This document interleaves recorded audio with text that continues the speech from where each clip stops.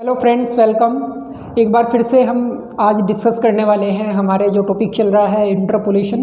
उस इंटरपोलेशन में हमने जो बात की थी अभी सिर्फ एक लेक्चर में, उसका हमने मीनिंग, उसकी जो पहचान और साथ साथ उसमें कुछ मेथड्स जो हम यूज़ करने वाले हैं उनके बारे में बात हुई थी। और आज की क्लास में हम बात करने वाले हैं कि अगर जो हमने एक मेथड जो उसमें अप्लाई किया था बाइनोमियल एक्सपेंशन मेथड, तो कंडीशन ये है कि अगर इंटरपोलेशन में ही आपके जो डेटा दिया गया है उसमें एक से ज़्यादा वैल्यू मिसिंग हो तो उस कंडीशन में हम कैसे इंटरपोलेट करेंगे। तो आज हम चलते हैं इसी चीज़ को लेके कि अगर इंटरपोलेशन वाली कंडीशन में एक से ज़्यादा वैल्यू मिसिंग हो तो हमें क्या करना है। और बात वही है कि हम मेथड वही अप्लाई करेंगे, बाइनोमियल एक्सपेंशन मेथड। तो कंडीशन क्या है? Interpolation of two missing values. तो टॉपिक आज का हमारा ये रहेगा। चलते हैं टॉपिक के ऊपर। तो हम देख सकते हैं कि प्रॉब्लम हमारे सामने आ गई है। इंटरपोलेशन की कंडीशन है, वो कैसे पता चलेगा तो हम देख लेते हैं। सबसे पहले कि देखिए हमारे पास एक टाइम पीरियड है ईयर 1901 से और 2001 तक, और इसमें जो आप देख सकते हैं वो ये है कि साथ साथ पॉपुलेशन दी गई है जो लाख्स में है, और ये इस तरह से डेटा हमारे पास है। कंडीशन ये है सबसे पहले कि हमें इस क्वेश्चन को जब करना है तो पता ये करना पड़ेगा कि ये क्वेश्चन है आखिर कौन से मेथड का। तो मैंने आपको जैसे पिछली ही वीडियो में बताया था कि जो टाइम पीरियड हमारे पास है, मतलब कहने का मतलब ये हुआ कि हमें ये देखना है कि कौन सा मेथड अप्लाई करें। तीन मेथड हमारे पास होते हैं, सबसे पहले बाइनोमियल, फिर न्यूटन और उसके बाद लाग्रेंज मेथड। तो उन तीनों में से कौन सा मेथड यहाँ पे सूटेबल रहेगा, कौन से मेथड से मैं क्वेश्चन को करना यहाँ पे आसान रहेगा, वो हम यहाँ पे सबसे पहले देखने वाले हैं। तो मैंने जैसे बताया था कि एक तो टाइम पीरियड देखना है, तो आप देख सकते हैं टाइम पीरियड, उसमें आपको गैप भी दिख रहा है, और वो गैप आप देख सकते हैं 4 ईयर्स का यहाँ पे गैप दिया गया है। अब कंडीशन ये है कि जो हमारे पास यहाँ पे ईयर वाला टाइम पीरियड है उसके साथ साथ जो पॉपुलेशन दी गई है, यानी जो डेटा हमारे पास है, क्या वो भी सेम गैप पे है।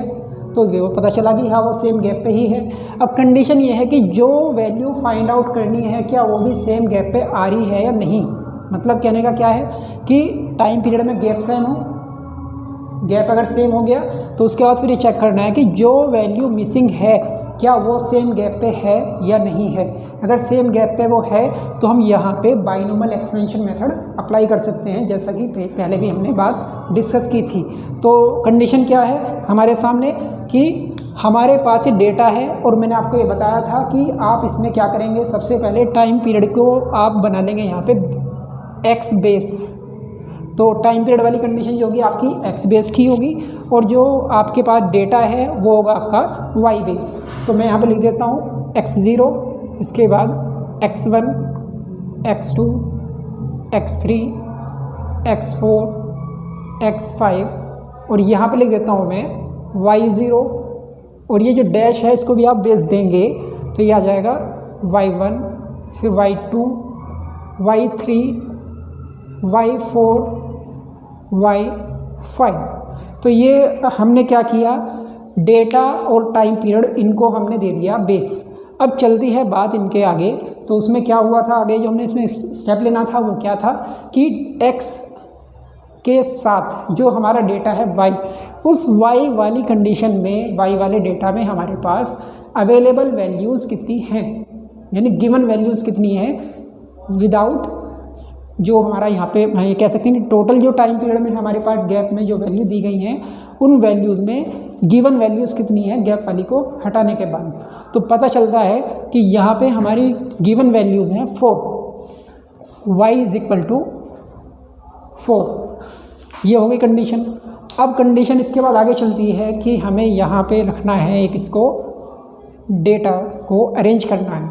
अब आ जाते हैं लाइन पे, अपनी कंडीशन जो हमें अप्लाई करनी है उसमें आ जाते हैं। तो होता क्या है भाई, देखिए जो y की वैल्यूज़ है कितनी है 4, तो y4 से y0 तक सभी वैल्यूज़ को डिसेंडिंग ऑर्डर में हम लिखते जाएंगे। तो यहाँ पे क्या होगा भाई, हम लिख सकते हैं यहाँ पे yx, और इसको हम बोल सकते हैं डेल्टा 0। इसकी वैल्यू ये भी होती है डेल्टा 0। उसको हम लिखेंगे कैसे भाई, y4 थोड़ा gap, y3, y2, y1, y0 = 0। ठीक है। अब इसमें मैंने एक बात बताई थी कि इसके बाद हमें क्या करना होता है, एक वैल्यू प्लस, एक माइनस, फिर प्लस, फिर माइनस, फिर प्लस, फिर माइनस, ऐसे चलता रहेगा। तो फर्स्ट वैल्यू को हमेशा हमें प्लस का रखना है। तो इसके बाद ये होगा कि ये प्लस, ये माइनस होगा, ये प्लस होगा, ये माइनस, ये प्लस, आगे भी अगर पूछा तो ऐसे ये चलता रहेगा। चलिए भाई, ये हो गया। अब इसमें हमें वैल्यू पुट करनी है और वो वैल्यू आएगी हमारी पास्कल ट्रायंगल से। चलिए भाई, पास्कल ट्रायंगल बना लेते हैं। पास्कल ट्रायंगल मैं आपको यहाँ समझा देता हूँ, मैंने जैसे पहले ही बताया था। तो इसमें डेटा हम किस तरह से अरेंज करते हैं भाई, यहाँ पे आ जाएगी वैल्यू 1 2 3 4 5 एंड सो ऑन, जहाँ तक आप लिखना चाहें। इसके बाद हम 1 के सामने अपने पास से 2 बार 1 लिख देते हैं, उसका टोटल 2 के सामने बीचों बीच कर देते हैं 1 और 1 2, और ये जो 1 हमने लिखा था इन दोनों को सेम ऐसे ही हम रखते हैं। फिर इसके बाद चलते हैं कि 3 के सामने 2 2 की वैल्यू टोटल करते चलेंगे। 3 के सामने 1 और 2 का टोटल आ जाएगा 3, फिर 2 1 3 और इसके सामने भी ऐसे ही 1 लगा देंगे। फिर बात आती है 4 के लिए। 4 के सामने भी ऐसे ही करना है, 3 1 4 3 3 6 3 1 4 और ये 1 ऐसे ही लिखा रहेगा। अब अगर हम इसको आगे बढ़ाना चाहें, चाहे कहीं तक लिख सकते हैं, तो आ जाएगा आपका, मान लो 5 के सामने आएगा 4 1 5 4 6 10 6 4 10 4 1 5 और 1 पहले की तरह चलता रहेगा। आगे भी अगर टोटल करना है वैसे ही बन जाएगा। तो ये क्या था आपका पास्कल ट्रायंगल। इसके बिना हम क्वेश्चन को नहीं कर सकते हैं। ये पास्कल ट्रायंगल हमारा तैयार हुआ। अब बात ये है कि y की वैल्यू कितनी गिवन है हमें, तो ये क्या कहाँ से पता चलेगा, 4 से। तो 4 के सामने आ जाएंगे, इसमें आपको मिलेगा ये 1 4 6 4 1। तो आ जाते हैं भाई यहाँ पे, यहाँ लिखेंगे 1 4 6 4 1। और जैसा कि मैंने पहले बताया था 1 को लिखने की ज़रूरत नहीं है, तो मैंने दिखा दिया, लेकिन इसको बाद में हम नहीं लिखेंगे, क्योंकि लिखोगे तो तब भी बात सेम ही बनती है कि भाई जैसे 1 है, 1 को आपने 20 से मल्टीप्लाई किया, 40 से मल्टीप्लाई किया, तो सेम ही रहेगा। तो कहने की बात यह है कि फर्स्ट वाला 1 और लास्ट वाला 1 हमें लिखने की ज़रूरत नहीं है। अब चलते हैं इसमें आगे थोड़ा सा। तो क्या करेंगे भाई, जो भी वैल्यूज़ हैं सबको हम इसमें गिवन, यानी कि जो भी गिवन वैल्यू है सबको लिखेंगे, जो गिवन नहीं है उसको हम नहीं लिखेंगे। चलते हैं, y4 की जगह पे क्या आएगा भाई, y4 की जगह पे देखो 4 6 5, तो 4 6 5 minus 4 into y3, 4 into y3 की वैल्यू नहीं है, तो 4y3 हमारा सेम रहेगा। फिर है 6y2, अब प्लस का साइन है, प्लस का साइन लगाएंगे, 6y2 6 इंटू y2 425, तो 425 यहाँ आया, हमने इसको लिखा माइनस 4y1, y1 हमारे पास फिर से अवेलेबल नहीं है, तो 4y1 आपका सेम रहेगा। फिर प्लस का साइन है, y0 के साथ है 360 और y0 के साथ था हमारा 1, तो 360 आपका सेम रहेगा, इज इक्वल टू 0 हमारी फॉर्मूले में होती है। अच्छा, अब चलते हैं थोड़ा आगे और। तो क्या तरीका होता है इसके बाद, इसको मल्टीप्लाई कर लेंगे, इसके बाद वैल्यू आ जाएगी, तो 4 6 5 माइनस 4y3, उसको मल्टीप्लाई करेंगे तो आ जाएगा 4 6 6 4 24 और ये 2 5 5 0, ठीक है, 2550 minus 4y1 plus 360 is equal to 0। हमने क्या किया, मल्टीप्लाई कर लिया, इन सबको लिख लिया। अब होता है इसमें ये कि जो भी प्लस वाली वैल्यू है उनको एक साथ कर लेंगे, माइनस वाली वैल्यू को एक साथ कर लेंगे। चलते हैं थोड़ा आगे कि प्लस वाली वैल्यू को एक साथ करना है, माइनस वाली वैल्यू को एक साथ करना है। अब देखिए भाई कैसे होगा, तो यहाँ आप देखेंगे कि सारा ही प्लस में है, माइनस में कुछ है ही नहीं हमारे पास। तो इसको देख लीजिए, सबका टोटल कर लेते हैं कैलकुलेटर के साथ। तो कितना आ गया, हाँ जी, तो टोटल आया हमारा ये 3375। हाँ जी, टोटल कर लेंगे। तो ये सब प्लस का है, ये भी प्लस का है, ये भी प्लस का है भाई, ये प्लस, ये भी प्लस, ये भी प्लस, सबको एक साथ ऐड कर लेंगे। तो कितना कितना आ गया भैया, इसको दोबारा लिखना पड़ेगा। तो ये आ गया 465 और इन सब का जब एक साथ टोटल करोगे तो ये आ जाता है, माइनस वाली वैल्यू माइनस की रहेगी, ये माइनस का रहेगा, लेकिन ये सब प्लस का है, तो इसको लिख सकते हैं माइनस 4y3 माइनस 4y1 और plus 3375 is equal to 0। Condition clear हो गई है, तो हमने इसको ऐसे लिख लिया है। अब बात आती है कि हम एक यहाँ पे आप कोई भी वैल्यू फाइंड आउट नहीं कर सकते हैं क्योंकि y3 और y1 दोनों ही इसमें अवेलेबल हैं और हम दोनों में से किसी भी एक की वैल्यू नहीं निकाल पाएंगे क्योंकि हमारे पास इनमें से किसी की भी वैल्यू अवेलेबल नहीं है। तो हम क्या करेंगे, इसको कंडीशन फर्स्ट लिख के छोड़ देंगे। तो मैंने यहाँ पे लिखा है इसमें इक्वेशन फर्स्ट। क्लियर है बात। अब बात आती है कि हम सेकंड इक्वेशन को तैयार करने वाले हैं। तो यहाँ पे बहुत ज़्यादा ध्यान देने वाली बात है वो ये है कि जिस तरह से हम सिक्स या 7th क्लास से जो भी हम काम कर रहे थे मैथमेटिक्स में, वो हमें यहाँ पे अप्लाई करना पड़ेगा। भले ही हमें वो याद हो या ना हो, लेकिन करना तो है ही। क्वेश्चन अगर सोल्व करना है तो जिन बच्चों को याद है वो तो कर लेंगे आराम से, और जिनको याद नहीं है वो यहाँ पर सीख लेंगे। देखे भी कैसे होगा। पहले काम तो ये है जो आपने कभी नहीं किया वो अब कर लेते हैं। तो फॉर इक्वेशन नंबर सेकंड के लिए, यानी अब हमें जो इक्वेशन नंबर सेकंड बनानी है वो कैसे बनेगी, तो होगा क्या भाई, ये जो डेल्टा का बेस है 0, इसको एक इंक्रीज़ कर लेंगे, डेल्टा 1 कर लेंगे। डेल्टा 1 जब हमने कर लिया तो सभी का बेस एक वैल्यू से इंक्रीज़ हो जाएगा। कैसे भाई, ये देखो ये क्या है, y4 था, इसको y5 कर देंगे। ये है -4y3 है तो 4y4 हो जाएगा, प्लस के 6y2 है तो 6y3 हो जाएगा। देख सकते हैं 4y3 को मैंने 4y4 लिख दिया है। अब आप ये मत कहना कि यहाँ पे वैल्यू है ये क्यों लिखा, ये वैल्यू सेम रहेगी, सिर्फ हमने बेस चेंज किया है, जो इसका नीचे बेस है। +-4 6 4 जो लिखा हुआ है सब सेम लिखा रहेगा। चलिए भाई आगे। तो 6y3 के बाद अब यहाँ पे वैल्यू बनती है -4y2, 1 का 2 हो गया। इसके बाद प्लस y0 का बन जाएगा y1, और y1 के बाद y0 इसमें नहीं लिखेंगे क्योंकि ये सिर्फ y1 पे आके स्टॉप हो जाएगा। कंडीशन क्लियर हो गई है। तो अब यहाँ पे इसके बाद क्या बनता है, =0। चलिए भैया वैल्यू सारी पुट कर देंगे। तो आता है y5 की वैल्यू कितनी हमारे पास है भाई, 501। तो यहाँ लिख देते हैं 501 -4y4, 4y4 की वैल्यू, तो y4 4 × 465, देख सकते हैं भाई 4 × 465। चलिए भाई इसके बाद प्लस 6y3, y3 हमारे पास अवेलेबल ही नहीं है, तो प्लस के 6y3 आपके सेम रहेंगे, -4y2, y2 की वैल्यू 425, तो लिखेंगे यहाँ पे 4 × 425, प्लस की वैल्यू, प्लस का साइन, इसके बाद y1 की वैल्यू, y1 हमारे पास अवेलेबल नहीं है तो y1 आप ऐसे ही लिखेंगे और इसको हम =0 कर देंगे। अब हमारे यहाँ पे वैल्यू उसी तरह से आ गई है, ये इक्वेशन उसी तरह से बनने वाली है जैसे कि ऊपर हमने बनाई है। ये चलते हैं भाई, अब सॉल्यूशन जो इसका है वो क्या है, मल्टीप्लाई करनी है। तो मल्टीप्लाई जल्दी से कैलकुलेटर से हम कर लेते हैं। क्या क्या वैल्यू आ गई है भाई, हाँ जी क्या ही कैलकुलेशन। तो हमने देखा 501 तो प्लस का है, उसको ऐसे ही लिखा। अब ये मल्टीप्लाई करना था, मल्टीप्लाई करके आता है 1860, फिर आता है ये सेम वैल्यू, फिर माइनस के 4 × 425 1700 हो जाता है, प्लस y1 हमारा सेम रहता है। अब चलिए भाई, तो आगे क्या स्टेप लेंगे, माइनस वाले एक साथ ऐड करेंगे, उसमें से 501 लेस करेंगे, तो माइनस वाले ज़्यादा हैं, वो हमारे पास कितना बचेगा, कैलकुलेटर में आया है हमारे पास 3059। 3059 कैसा आएगा, इसको और इसको प्लस करोगे, दोनों माइनस की वैल्यू है, माइनस वाले ज़्यादा हैं, और इसमें से हम 501 को लेस कर देंगे तो आ जाएगा 3059।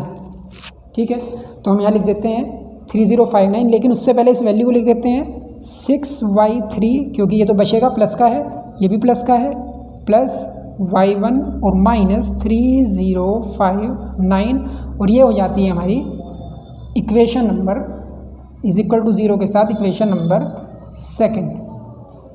ठीक है, तो ये दो इक्वेशन हमारे सामने आ गई हैं।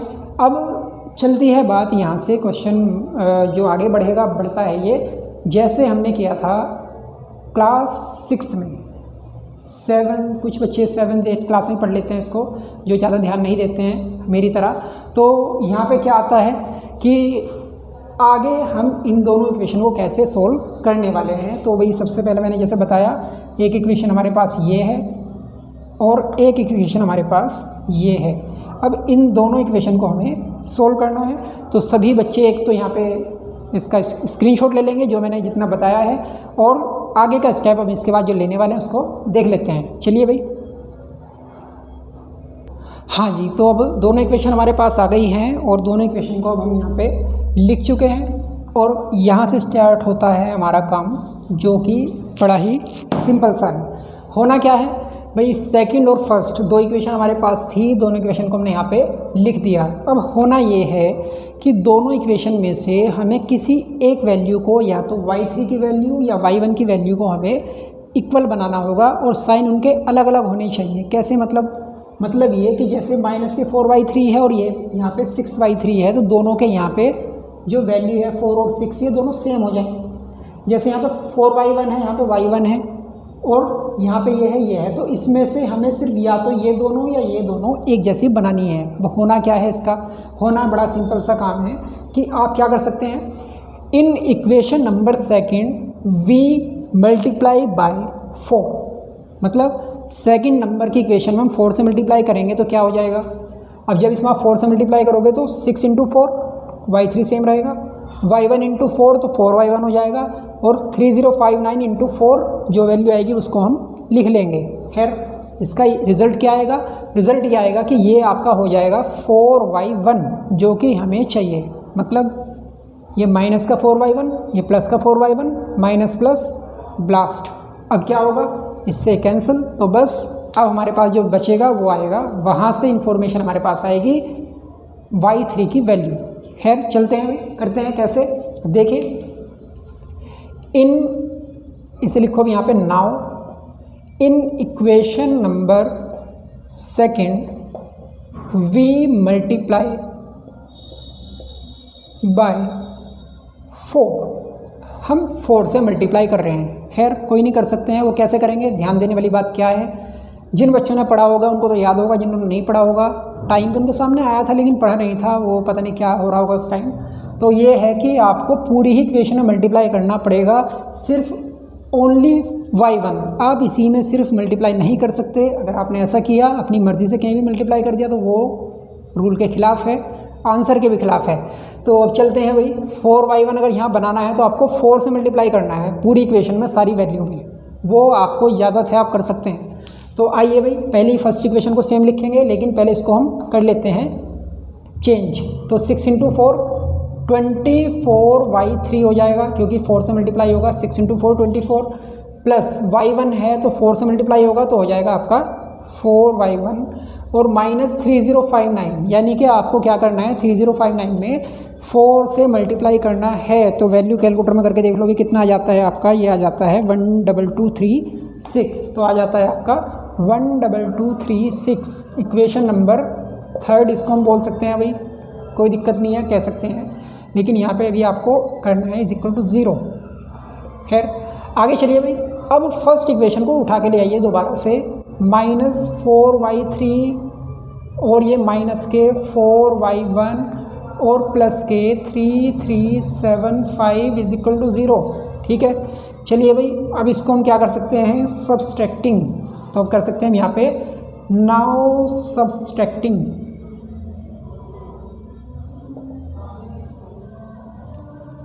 ठीक है भाई, क्या सब्सट्रैक्ट करना है भाई, ये है आपकी इक्वेशन नंबर फर्स्ट। तो यहाँ पे लिख सकते हैं फर्स्ट, तो हम कह सकते हैं कि अब हम कर रहे हैं लेस। किसको कर रहे हैं भाई, देखो, या एक काम करो, इसको सब्ट्रैक्ट भी ना करो, डायरेक्ट कर दो। तो डायरेक्ट कर लेते हैं इसको, थोड़ा आसान पड़ेगा। तो ऐसे कर लीजिए भाई, इसमें से ये देखो, ये तो आपका हो जाएगा कैंसिल, क्लियर है। ये प्लस का था, ये माइनस का था, कैंसिल हो गया। हमने दोनों को इक्वल रख दिया है, हमने इक्वल रखा। तो अब इक्वल रखने में ये होगा कि प्लस वाले ये हैं, माइनस वाले ये हैं, ये माइनस वाला है, प्लस वाला है। तो देखिए भैया 24y3 होंगे प्लस के, माइनस के 4y3 होंगे, तो ज़्यादा जोर किसका है भाई, प्लस वालों का। तो बचेंगे कितने, 20y3। क्लियर हो गई बात। अब बात आती है कि अब हमारे पास नेगेटिव वैल्यू है 12,236 और पॉजिटिव वैल्यू है 3375। तो कौन सी ज़्यादा है, नेगेटिव ज़्यादा है, जाहिर सी बात है। और जब नेगेटिव ज़्यादा है तो यहाँ पे नेगेटिव साइन लगाना है और जो बैलेंस आएगा उसको यहाँ पे लिख देना है। तो वो भाई अब जब हम करते हैं इसको कैलकुलेटर में 12236 माइनस 3375, तो बचता है हमारे पास 8861। ठीक है, =0। क्लियर हो गई ये बात। तो अब हम क्या कर सकते हैं, जो कि बड़ा ही एक आसान सा रूल होता है जिसको देख के हम बड़ी खुशी सी मिलती है, वो ये है कि भैया ये जो बैलेंस है इसको हम ले जाते हैं उधर, ताकि ये नेगेटिव का पॉजिटिव हो जाए और पॉजिटिव है तो नेगेटिव हो जाए। तो कर लेते हैं इसको हम, 20y3 = 8861 क्या बात है, बहुत बढ़िया।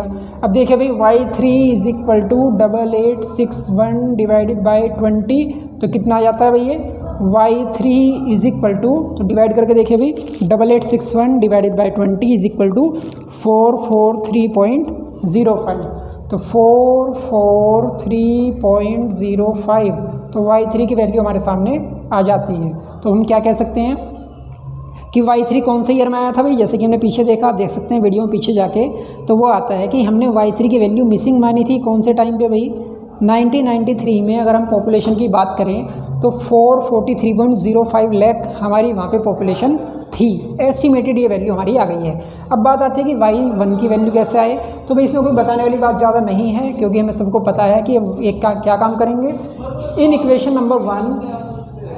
अब हम क्या करने वाले हैं, इक्वेशन नंबर 1 या सेकंड, जो भी आप फर्स्ट या सेकंड जो भी करना चाहें, तो उसमें आप किसी भी वैल्यू में आप y3 की वैल्यू को पुट कर देंगे और जिससे आपकी वैल्यू y1 की आ जाएगी।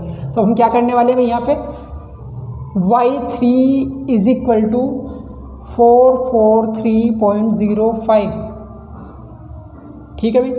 तो अब हमें क्या करना है, इस वैल्यू को पुट करना है। तो देखिए भी पुट करना है इसको हमें, तो हम करते हैं इसको इक्वेशन नंबर सेकंड में कर लेते हैं, आसान सा पड़ेगा थोड़ा। तो ठीक है भाई, कोई दिक्कत नहीं है, आप कहीं भी रख सकते हैं, दिक्कत वाली बात नहीं है। क्यों आसान पड़ेगा, क्योंकि यहाँ से आपको 4 से डिवाइड करने की ज़रूरत नहीं पड़ेगी बाद में।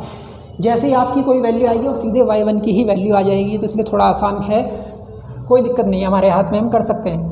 देखिए भाई 6y3, पहले इसको एक बार पुट कर लेते हैं, पूरी वैल्यू को लिख लेते हैं, उसके बाद इक्वेशन को, उसके बाद वैल्यू को पुट कर देंगे। y1 minus 3059 is equal to 0, तो अब यहाँ पे लिखते हैं हम 6 इंटू 443.05, ठीक है भाई। और इसके बाद हम कर देते हैं प्लस y1 और माइनस 3059 और इज इक्वल टू 0। तो अब इसको जब मल्टीप्लाई हम कर लेते हैं कैलकुलेटर में, तो भाई क्या जाता है भाई, जरा देखना एक बार क्या आ रहा है। तो ये वैल्यू आ जाती है हमारे पास 2658.30।